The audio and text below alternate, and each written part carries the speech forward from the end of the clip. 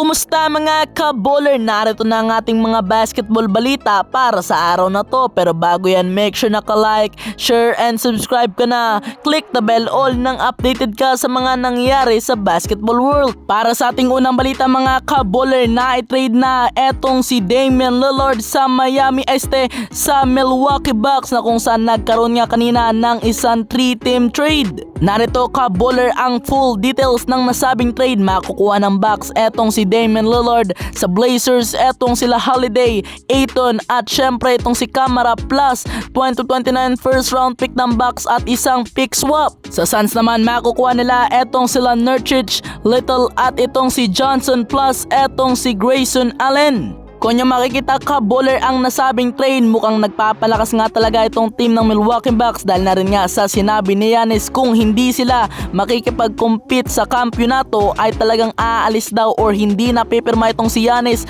once na siya ay maging free agent. Kaya gumawa ng kaparaanan etong kupunan ng Milwaukee Bucks sa pagkuha dito kay Damian Lillard. Sila ngayon ay meron ng scary duo sa katawan nga po nitong si Lillard at nitong si Antetokounmpo. Sa parte ni Jrue Holiday ka-baller, kung hindi ako nagkakamali, sinabi niya nga kahapon na gusto niya nga maging Milwaukee Bucks for life at gusto niya rin nga pong magretiro sa kupunan ng Milwaukee Bucks. Ngunit siya nga ay agad na na-trade para nga po kay Damian Lillard. Pero may mga rumors ngayon ka-baller na kung saan eto daw si Jrue Holiday ay hindi daw magtatagal dito nga po sa kupunan ng Portland Trail Blazers at agad rin nga po siya iti-trade para nga po sa mga contenders na kung saan sa mga panahong ito ay nagre-rebuild na etong kupunan ng Portland Trail Blazers. Habang diretso tayo sa Phoenix Suns mga ka-baller, nagkaroon sila ngayon ng mga solidong role players na makakatulong para sa kanilang lineup at syempre meron na rin silang pamalit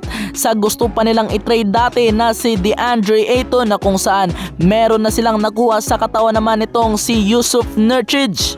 Sa ngayon ka-baller, win-win situation ang nangyari sa tatlong kupunan na to at para sa akin lang ka-baller ay nakuha nga nila ang kanilang mga hinahanap na manlalaro pero malalaman natin ang kasagutan kung sino talaga ang tunay na panalo sa paparating na season. Pero ka-baller, ano pong masasabi niyo dito?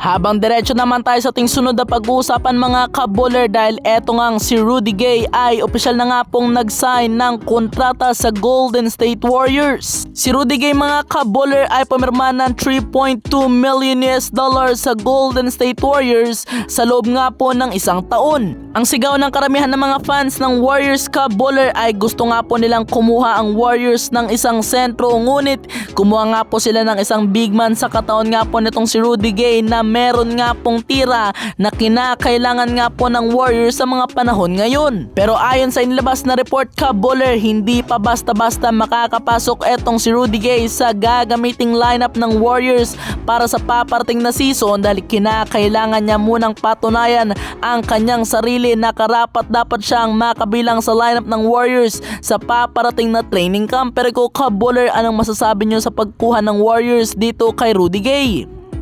Dito na ka-baller nagtatapos ang ating mga balitaan, kaya kung gusto niyo pa ng mga gantong video, make sure naka-like, share and subscribe na po kayo. Click the bell all nang updated ka sa mga nangyari sa basketball world. Salamat po sa inyong panonood. God bless!